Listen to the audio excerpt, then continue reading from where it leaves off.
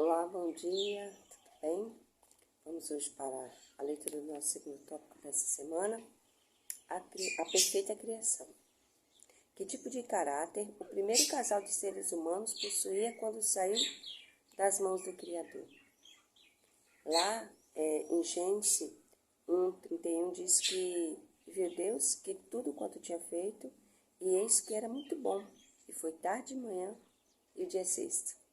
E em Eclesiastes 7:29 diz: Vê, isto tão somente achei, que Deus fez ao homem reto, mas ele buscou muitas invenções.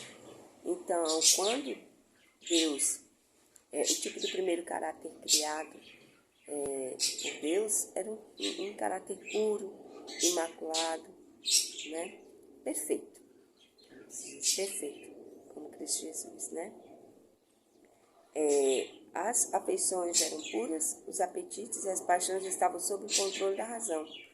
Era santo e feliz em portar a imagem de Deus e estar em perfeita obediência à vontade divina. Assim era Adão e Eva no princípio de tudo no jardim do Éden. E a pergunta seguinte é: o que era necessário para que a raça humana continuasse nesse perfeito estado e vivesse eternamente? Em Gênesis 2, versículo 16 a 17 diz: E ordenou o Senhor ao homem, dizendo: De toda a árvore do jardim comerás livremente, mas a árvore da ciência do bem e do mal, dela não comerás, porque no dia que delas comeres, certamente morrerás. Então estava aí o único pedido de Deus para que esse estado perfeito que ele fez o homem e a mulher fosse eterno, né? Sem essa mancha que ela pediu. Que eles não comessem do fruto proibido, que era o fruto do conhecimento do mal. Ou seja, Deus desejava que eles fossem apenas obedientes, né? E infelizmente a gente sabe que isso não ocorreu, porque devido a essa desobediência cometida por aquele casal puro, que hoje a gente sofre as consequências, né? Mas com Jesus a gente, em luta, a gente vai alcançar essa pureza e alcançar a maçã celestial, amém? E a pergunta seguinte é: desde a queda e o pecado humano, quais foram as consequências, não apenas para os nossos primeiros pais, mas também para toda a humanidade? Então, em Romanos 6:23 diz que o salário do pecado é a morte, mas o dom gratuito de Deus é a vida eterna por Cristo Jesus nosso Senhor. Amém? Então, quando Adão e Eva pecou, as consequências foram muitas, né? Deus deixou bem claro para eles que eles iam comer do suor do trabalho deles, que ela ia sofrer muito a dores de parto, né? E, consequentemente, viria o quê? A morte. E não estamos livres, ou seja, as consequências para nós também é a mesma, continua sendo a mesma, até que Jesus veio agora para nos resgatar.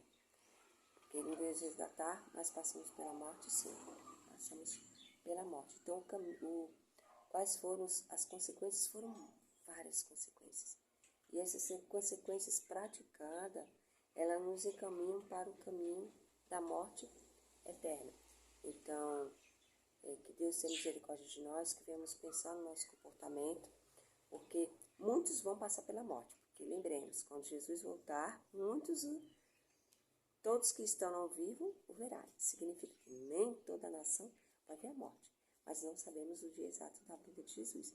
Então, se passarmos pela morte, que sendo obediente a Deus, possamos ter o que em mente?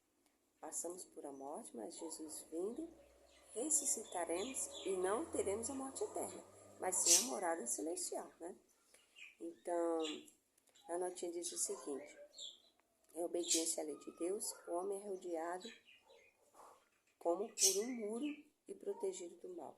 Aquele que quebra essa barreira divina, erguida num só ponto, distribui o poder dela de proteger, pois abriu um caminho por onde o inimigo pode entrar a fim de devastar e arruinar. E ao se aventurar e ignorar a vontade de Deus num ponto, nossos primeiros pais abriram as comportas dessa desgraça sobre o mundo. E todo indivíduo que segue o exemplo deles alcançará um resultado semelhante. O amor de Deus fundamenta todos os preceitos de sua lei.